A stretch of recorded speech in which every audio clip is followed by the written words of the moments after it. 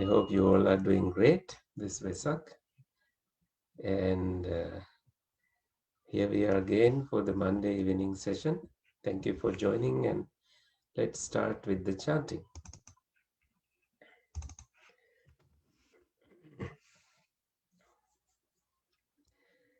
Namo tassa bhagavato arahato samma sambuddhassa. Namo tassa bhagavato arahato samma sambuddhassa. Namo tassa bhagavato arahato samma sambuddhassa. Homage to him, the Blessed One, the Worthy One, the fully enlightened One. Buddhang saranang gacchami. Dhammang saranang gacchami. Sanghang saranang gacchami. Dutiyampi buddhang saranang gacchami. Dutiyampi dhammang saranang gacchami. Dutiyampi sanghang saranang gacchami. Tatiyampi buddhang saranang gacchami. Tatiyampi dhammang saranang gacchami. Tatiyampi sanghang saranang gacchami. I take refuge in the Buddha, I take refuge in the Dhamma, I take refuge in the Sangha. For the second time, I take refuge in the Buddha. For the second time, I take refuge in the Dhamma. For the second time, I take refuge in the Sangha. For the third time, I take refuge in the Buddha. For the third time, I take refuge in the Dhamma. For the third time, I take refuge in the Sangha. Panatipata veramani sikkhapadang samadhiyami. Adinnādāna veramani sikkhapadang samadhiyami. Kāmesu miccācārā veramani sikkhapadang samadhiyami. Musāvādā veramani sikkhapadang samadhiyami. Suramēraya majjhapamā daṭṭhānā veramani sikkhapadang samadhiyami. I undertake the training rule to abstain from taking life. I undertake the training rule to abstain from taking what is not given. I undertake the training rule to abstain from sexual misconduct. I undertake the training rule to abstain from false speech. I undertake the training rule to abstain from intoxicating drinks and drugs causing heedlessness. Iti piso bhagava arahang samma sambuddho vijjācarana sampanno sugato lokavidu anuttaro purisa dhamma sarathi sattha deva manussanang buddho bhagavati. Thus indeed is the Blessed One, accomplished, fully enlightened, endowed with wisdom and virtuous conduct, well gone, pure in body, speech, and mind, knower of the worlds, unsurpassed charioteer of untamed men, teacher of gods and humans, awakened and blessed. Swakhato bhagavata dhammo sanditthiko akaliko ehi passiko opanayiko Paccattang veditabbo vinyuhiti.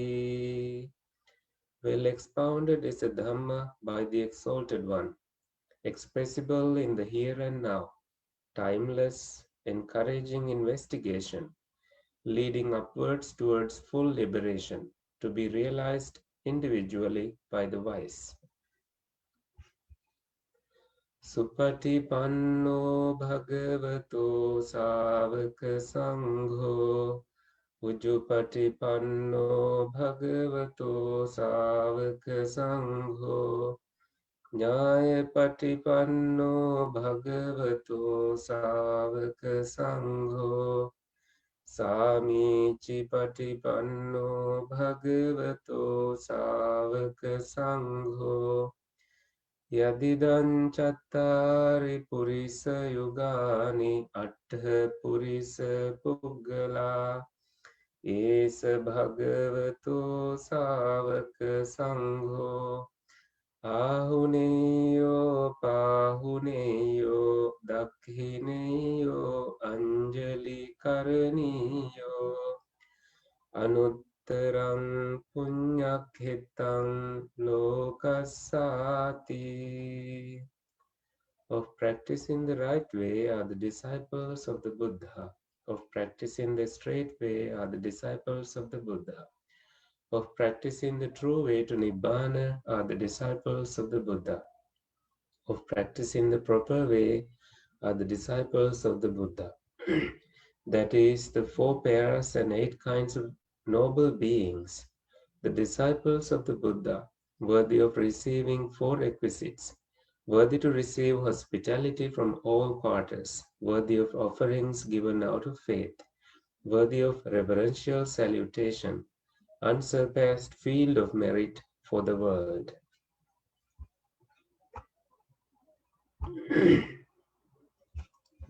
So now,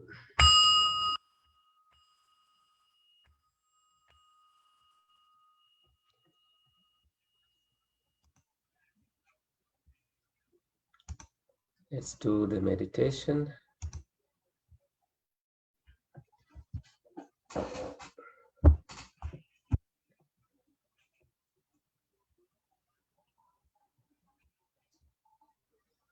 Please close your eyes and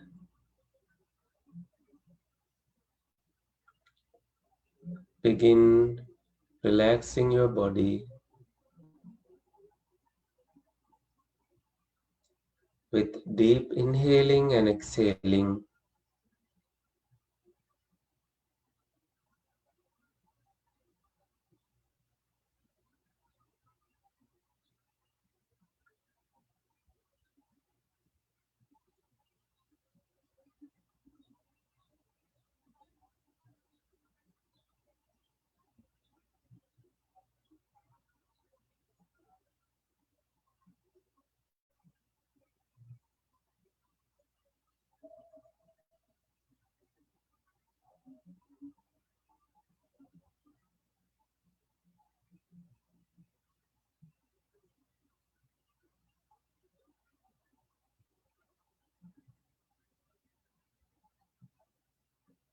Relaxing your head above your neck, including your face, facial expressions, your eyes.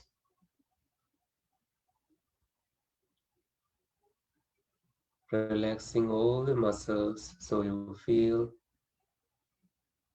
like from top of your head down to the soles of your feet, you're giving peace and comfort to the body.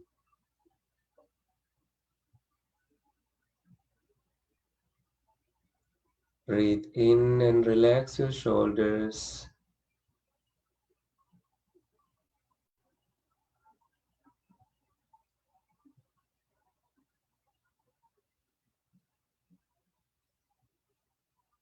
Your arms and palms and fingers. Breathe in and relax your chest.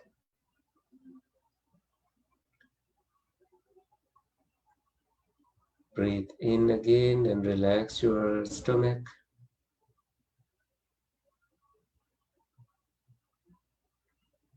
Breathe in and relax your spine. Notice how you are seated so that you can sit in an erect body position.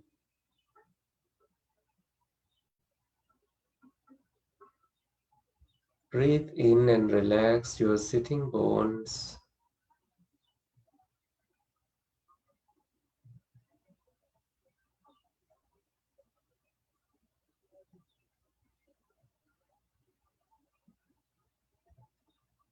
Breathe in and relax your thigh muscles.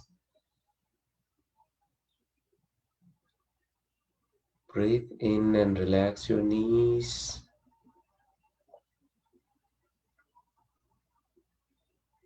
Breathe in and relax your long shin bones.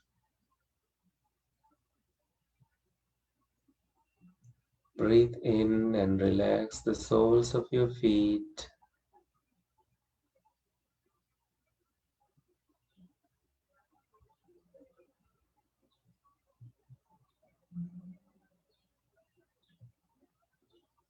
Breathe in and relax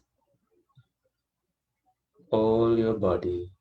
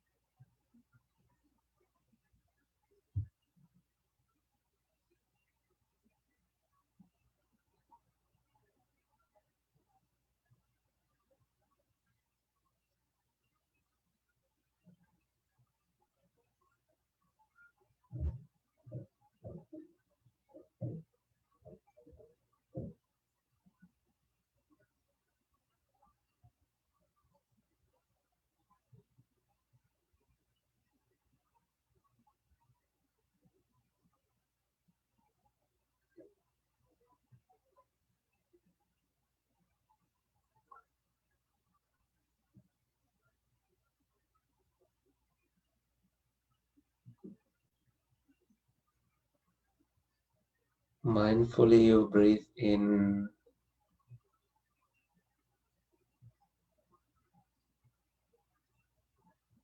Mindfully you breathe out. Mindfully you breathe in.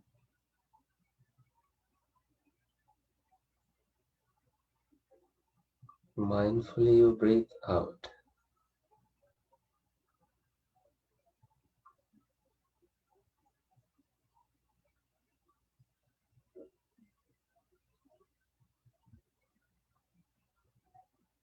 Eyes, ears, nose, tongue, body and mind begin to relax. There are less and less engaged, less activities to do.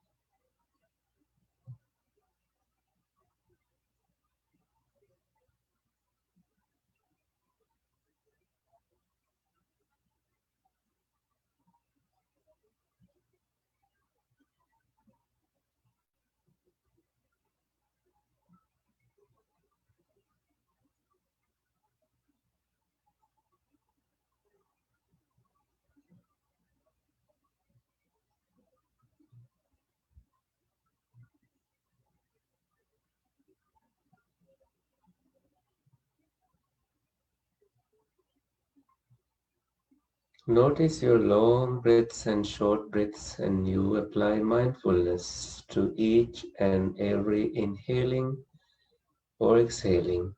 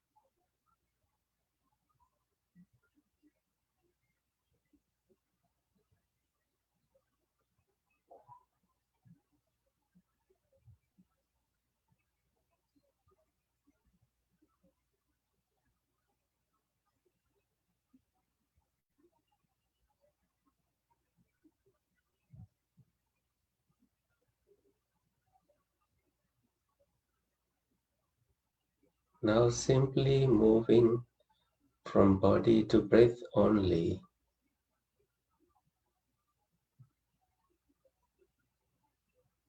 You stay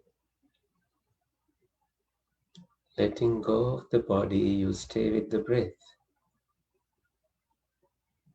The full scope of your breath.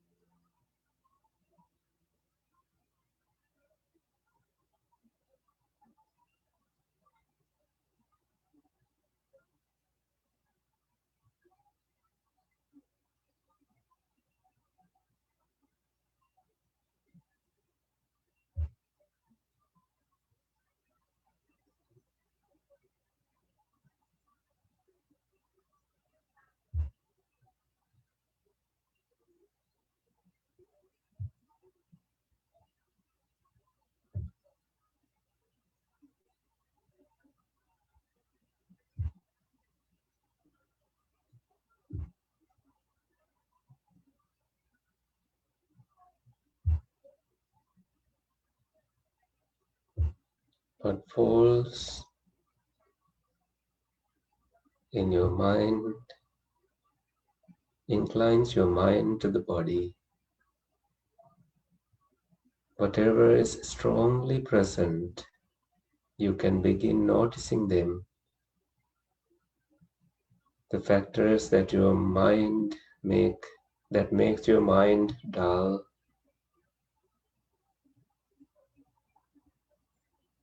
alert, refreshing, happy. These may be present in you. These are mind moments that you notice them. And if it is wholesome, you make space for them.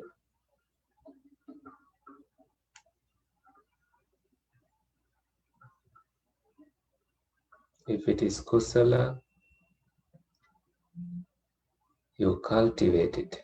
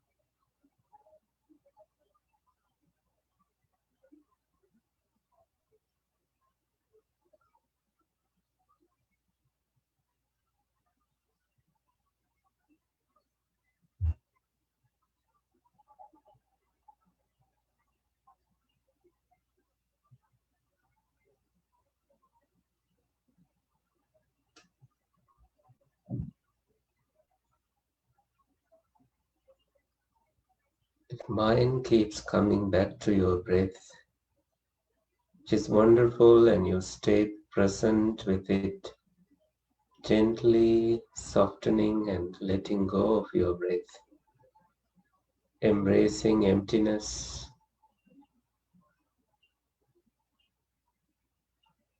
the vacuum, the joyful presence of what is left after the breath has become so subtle, going uphill,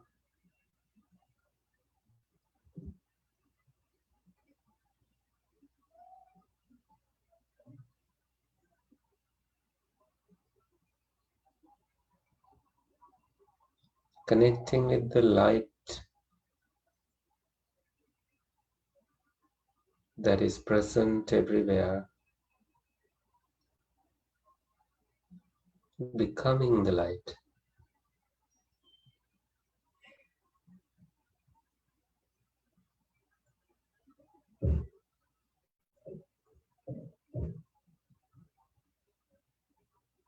Noticing how pure you can be, how radiant you can be, just like the light.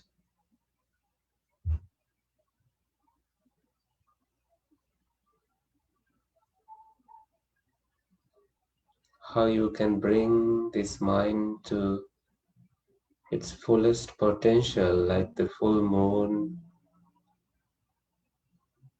that is yet to be seen this month. The same full moon the Buddha saw, and that gave him guidance and hope to reach this enlightenment.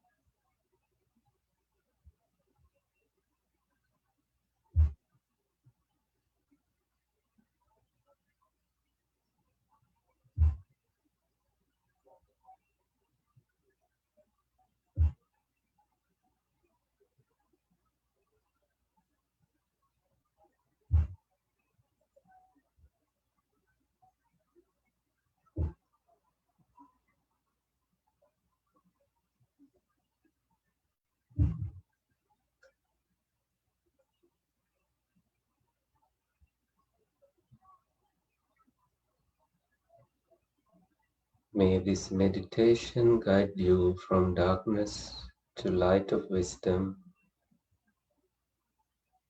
fulfilling your goals and wishes just as the full moon that is yet to come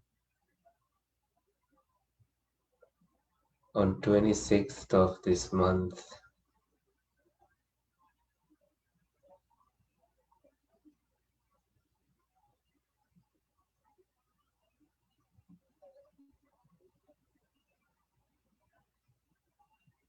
May you spend these days meaningfully and mindfully, slowing down with every movement,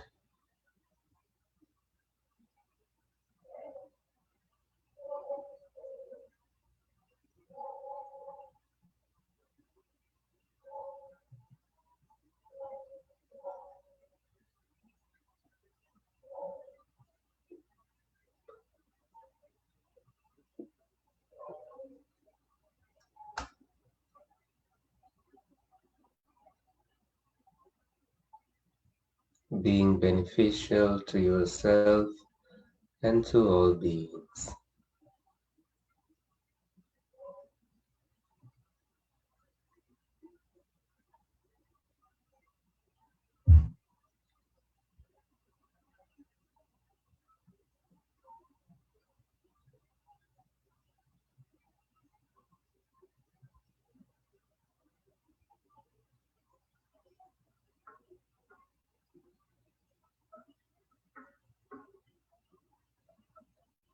May those who live near you be well and happy.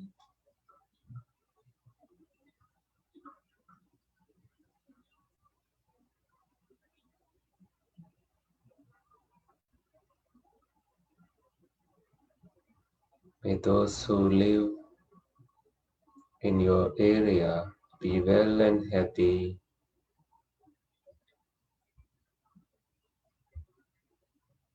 May those who suffer from an illness be well and happy.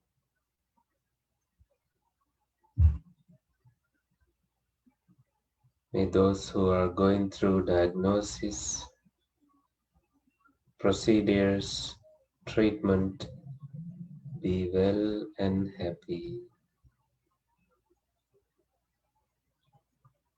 Those who are living in these countries, in the world, in the universe, be free from suffering. May the wars end and people unite.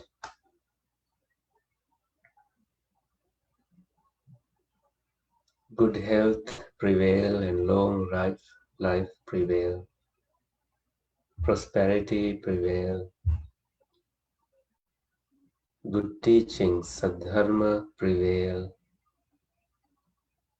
May good things happen in the world.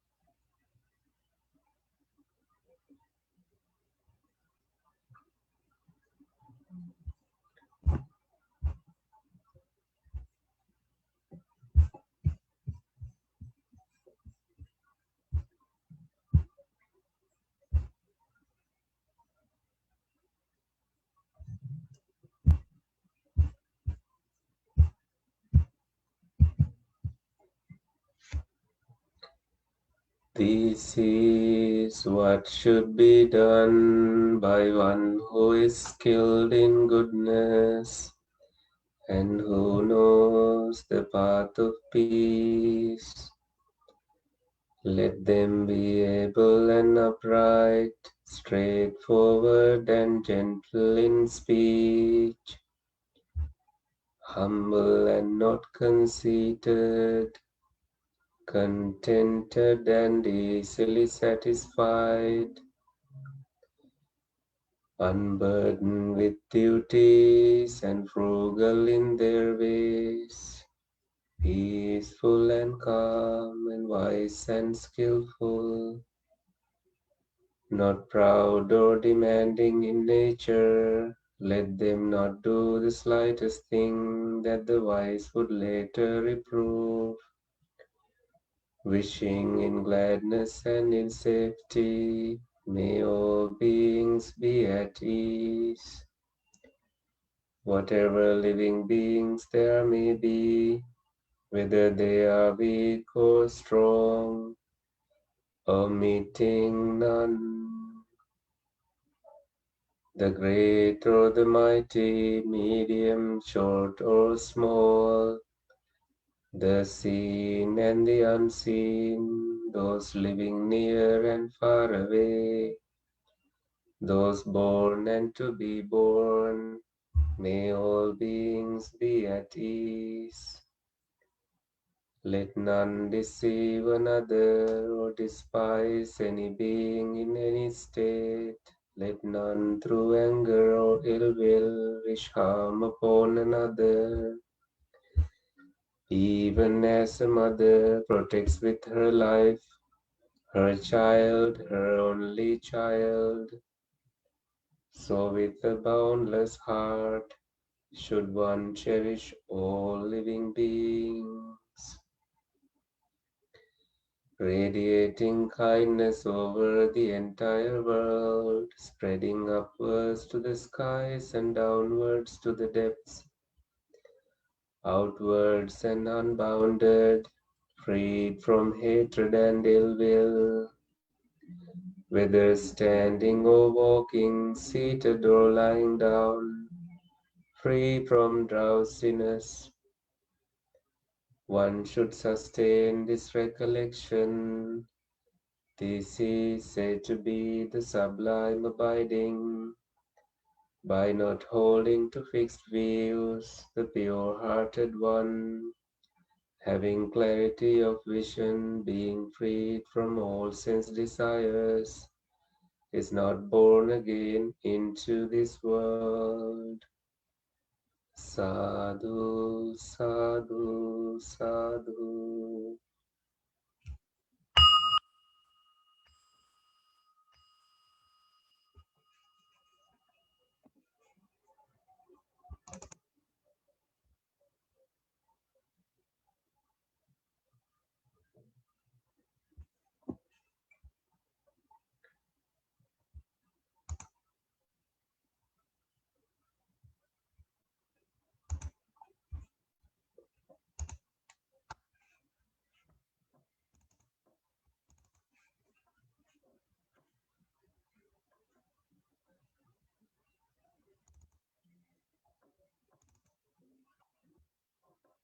So, for today, we have a very nice sutra for the discussion. This is called the Majjhima Nikaya 123, Acchariyaabbhuta Sutta. So, Abbhuta comes from the word Adbhuta. It has never happened before. So, it also has a sense like meaning of marvelous. So, this is Acharya and Abbhuta Sutta, wonderful and marvelous, from the middle length discourses, Majjhima Nikaya 123. So let us read this. Thus have I heard, on one occasion the Blessed One was living at Savatthi in Jeta's grove, Anathapindika's park. Now a number of bhikkhus were sitting in the assembly hall where they had met together on returning from their alms round after their meal when when this discussion arose among them. It is wonderful, friends, it is marvelous how mighty and powerful is the Tathagata, for he is able to know about the Buddhas of the past who attained to final Nibbana, cut the tangle of proliferation, broke the cycle, ended the round, and surmounted all suffering, that for those blessed ones their birth was thus, their names were thus, their clans were thus, their virtue was thus, their state of concentration was thus, their wisdom was thus, their abiding in attainments was thus, their deliverance was thus. So the Tathagatas, this is an epithet to the Buddha. Tathagata means the thus gone one, and the Buddha is able to tell about the other Buddhas, which name they had, which clan they were born into, and the kind of virtue they held, their state of samadhi, wisdom, and what attainments they had, and what kind of deliverances they mastered. The deliverance here means vimuttis. So for the Vesak season, I think this teaches us about wonderful and marvelous qualities of the Tathagata, the Buddha. So when this was said, the Venerable Ananda told the bhikkhus, friends, Tathagatas are so wonderful and have wonderful qualities. Tathagatas are marvelous and have marvelous qualities. However, their discussion was interrupted, for the Blessed One rose from meditation when it was evening, went to the assembly hall, and sat down on a seat made ready. Then he addressed the bhikkhus. Bhikkhus, for what discussion are you sitting together here and now? So the Buddha came, therefore their discussion was interrupted. And the Buddha is asking, what was your discussion about? Venerable Sir, we were sitting in the assembly hall where we had met together and we were talking about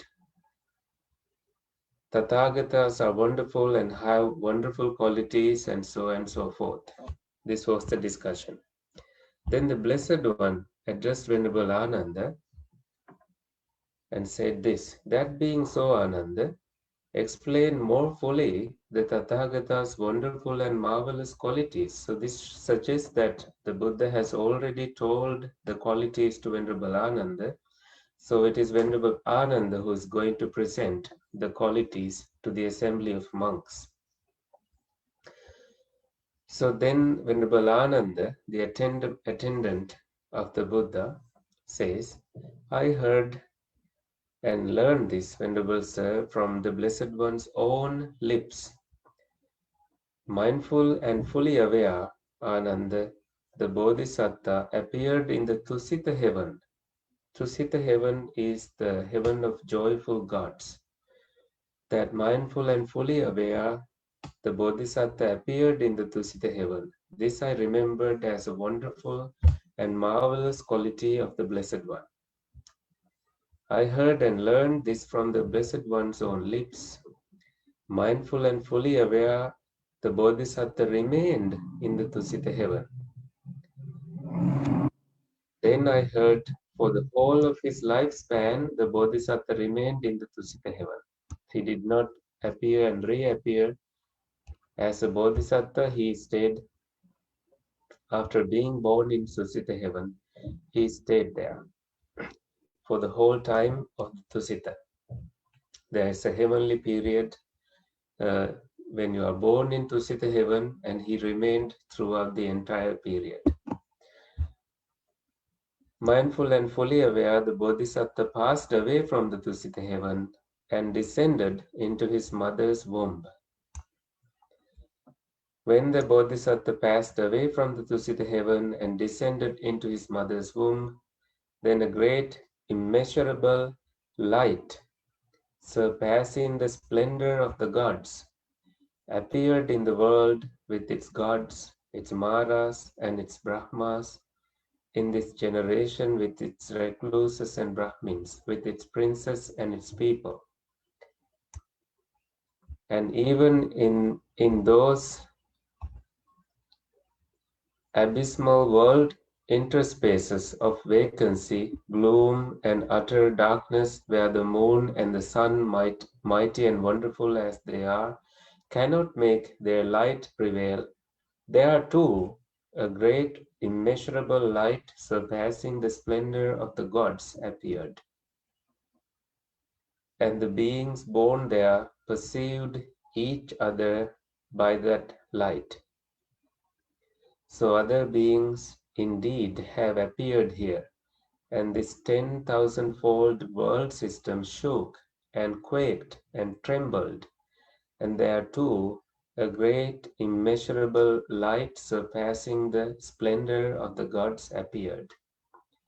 So this is such a wonderful and marvelous thing that even in the dark places there was light, and in those, when the light arose, the beings in those places were to be seen and to be perceived.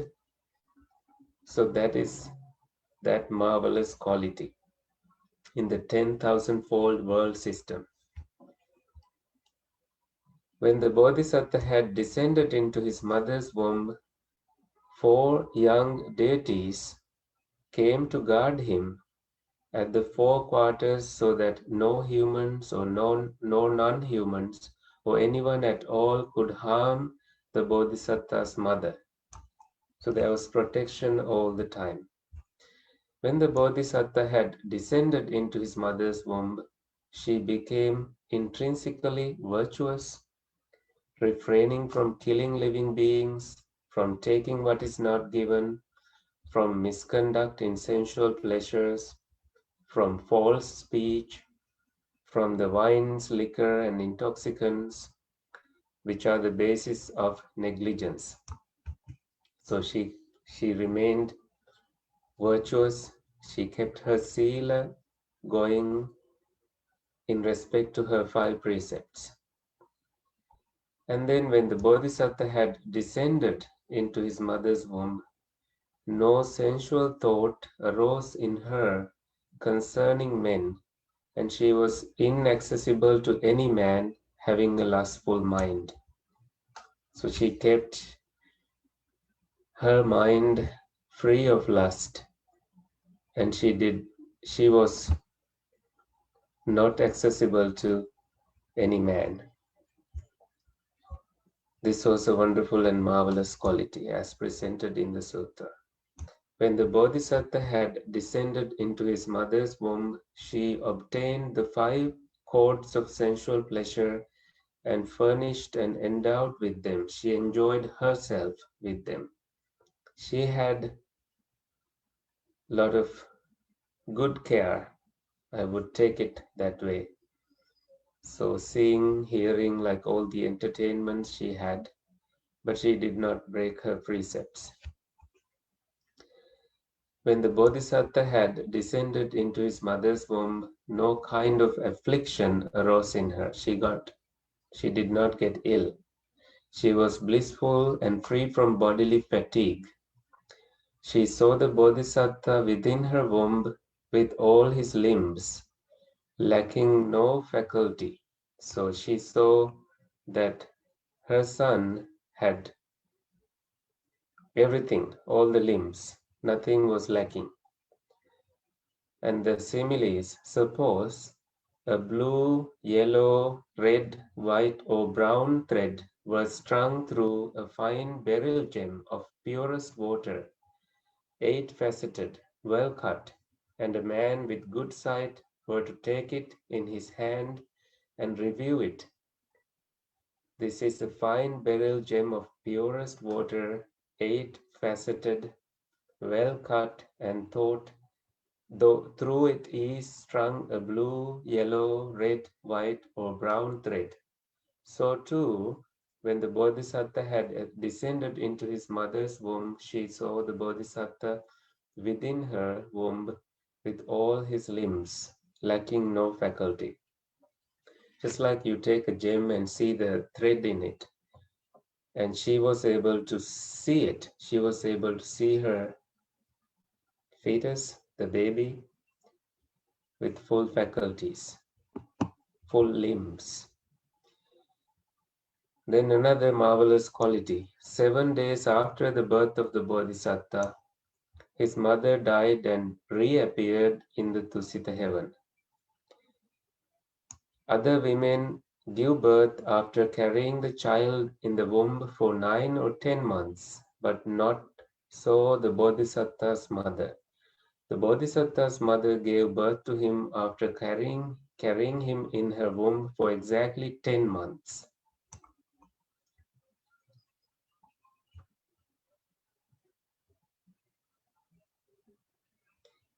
Other women give birth seated or lying down, but not so the Bodhisattva's mother. The Bodhisattva's mother gave birth to him standing up. So this too is a wonderful and marvelous quality. When the Bodhisattva came forth from his mother's womb, first gods received him, then human beings. When the Bodhisattva came forth from his mother's womb, he did not touch the earth. The 4 young gods received him and set him before his mother, saying, "Rejoice." So the gods were saying, "Rejoice, O queen, a son of great power has been born to you." When the Bodhisattva came forth from his mother's womb, he came forth unsullied, unsmeared by water or humors or blood or any kind of impurity. He was clean and unsullied. Suppose there were a gem placed on khasi cloth, then the gem would not smear the cloth, or the cloth the gem. Why is that? Because of the purity of both. So too, when the Bodhisattva came forth, he was born clean. When the Bodhisattva came forth from his mother's womb, 2 jets of water appeared to pour from the sky, one cool and one warm, for bathing the Bodhisattva and his mother.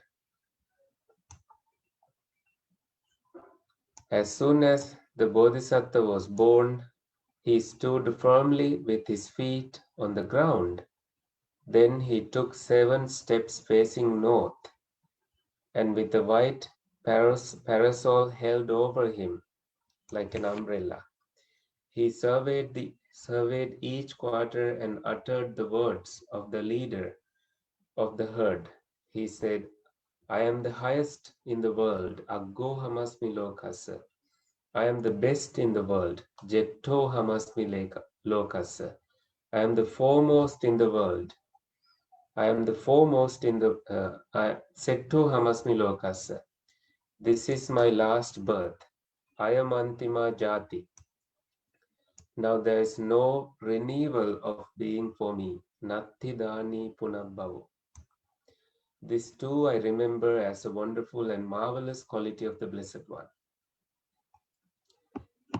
I heard and learned this from the Blessed One's own lips, that when the Bodhisattva came forth from his mother's womb, then a great, immeasurable light, surpassing the splendor of the gods, appeared in the world with its gods, its Maras, and its Brahmas, in this generation with its recluses and Brahmins, with its princes and its people, and even in those abysmal world interspaces of vacancy, gloom, and utter darkness, where the moon and the sun, mighty and powerful as they are, cannot make their light prevail. There too a great immeasurable light, surpassing the splendor of the gods, appeared, and the beings born there perceived each other by that light. So other beings indeed have appeared here, and this 10,000-fold world system shook and quaked and trembled, and there too a great immeasurable light surpassing the splendor of the gods appeared. That when the Bodhisattva came forth from his mother's womb, then a great immeasurable light surpassing the splendor of the gods appeared. So this happened after he was born too, not just after being conceived. And now the Buddha speaks. That being so, Ananda, remember this too as a wonderful and marvelous quality of the Tathagata. So when the Buddha speaks about himself, he used the word Tathagata, the thus gone one. Here, Ananda, for the Tathagata, feelings are known as they arise, as they are present, as they disappear. So feelings here is Vedana. This is part of the skandhas, the aggregates, Vedana skandha. So when they arise, the Buddha knows. When they are present, he knows. So this is saying that, teaching that he's very mindful and he's aware that they disappear. And sanya, perceptions are known as they arise, as they are present, as they disappear. Thoughts are known as they arise, as they are present, as they disappear. Remember this too, Ananda, as a wonderful and marvelous quality of the Tathagata. So then, Venerable Ananda repeats it and says, this too I remember as a wonderful and marvelous quality of the Blessed One. So that is what the Venerable Ananda said. The teacher approved. The bhikkhus were satisfied and delighted in the Venerable Ananda's words. So that is the teaching for tonight. Any questions?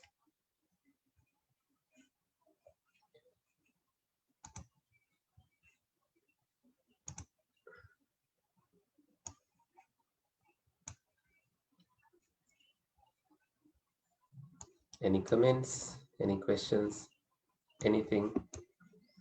I suggest this Vesak that you all can contemplate more on the last marvelous quality, which is about being mindful about feelings, perceptions, and thoughts, and purifying your mind, reaching to some peaceful, sublime state of your mind, and living in metta, karuna, mudita, and upekha all the time as much as possible. This will be so much beneficial to yourself and to the world. So I hope that all of you are staying well and happy. If there is no question, I will end the session here. Hello, Bante. Hi, Glenn. Hello. Just two thoughts. The one you've already alluded to. I'm very impressed by the difference between what the Blessed One put forth as, this is wonderful, this is what's wonderful, Yep. compared to what Ananda thought of as surprising and wonderful. Mm-hmm. The second thing is the reaction that we sometimes hear from people who feel some kind of conflict between modern thinking and the Dhamma. Mm-hmm.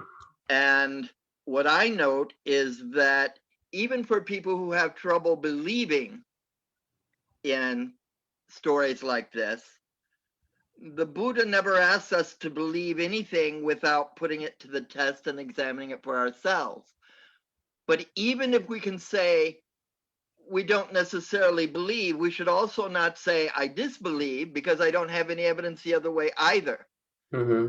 But what I can have is confidence. I don't know, but I can have confidence in what the Buddha said because he said so many other things that I did not know that later turned to be true and testable only after much practice. Mm-hmm. Yeah. Thank you, Glenn, for presenting these two thoughts. Firstly, about the quality, the marvelous quality that the Buddha presented made so much sense in that it is more relevant to somebody's experience, a human more close to human being and something that is doable. And that is also appearing to be marvelous when it's done in that way, that very rarely someone would remain mindful about perceptions, feelings, and thoughts. And this was a victory to the Buddha at the Enlightenment, also because at the time all perceptions, mostly like by the highest spiritual attainers, they have taken sanya, perceptions like the sanyas that give birth in Brahma realms, as being permanent and the end goal. So the Buddha to be was able to see that the danger in it and that realized that it was not the actual end and overcome this barrier by reaching the full enlightenment, Samma Sambuddha state. Yes, the second one is very much something I thought about when I shared, when I wanted to teach this sutra with you all. That is because, we have heard from the tradition, like in the Vesak season, we find that there are, you know, little lanterns made, sometimes 7 lotuses on which the Bodhisattva said to have walked. And this is what the tradition teaches. And now this is what we learn from the sutra as well, that we perhaps take it from a sutra like this. We don't know when this was, like if this discussion ever happened. And it's interesting that it was Venerable Ananda um, trying to explain this, and the Buddha shows up and he says, okay, go ahead, Ananda, teach what you have learned from me. And then the Buddha finally adding a little another one and completing it. People can definitely, nowadays we Google about things like any has there been any births for, having been in a mother's womb for sharply 10 months, has things like these happened, like have babies walked just after being born? These are like things that you cannot find in Google. Therefore, people can have doubts about them. But regardless of our doubts, there are many wonderful things already in the teachings, that the mere fact of learning and teaching and mastering and teaching the Four Noble Truths is a wonderful and marvelous thing to the world. So, in a world where there is teaching, we are fortunate to learn both sides, the marvelous and wonderful qualities, and also the marvelous and wonderful Dhamma.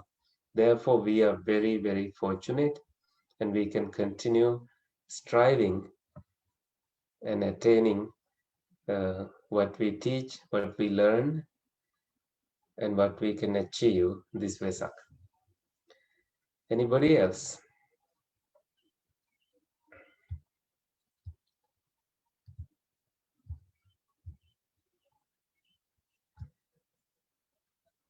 Okay, then we can end the session now. May the suffering ones be suffering free, fear struck, fearless be. May the grieving shed all grief, and may all beings find relief. May the Devas and Asuras and Nagas rejoice in our good karma. May they give protection to the universe, to the world, to all of us, to our relatives and friends. May there be comfort for the sick. May there be every blessing for all beings. Sadhu, sadhu, sadhu. Okay then. Thank you, Bhante. Budsanay. Thank you, Bante. Thiruvan Saranai Swami Nansa. Thiruvan Saranai Swami Nansa. Thank you, Bante. Thiruvan Saranai. Thiruvan Saranai.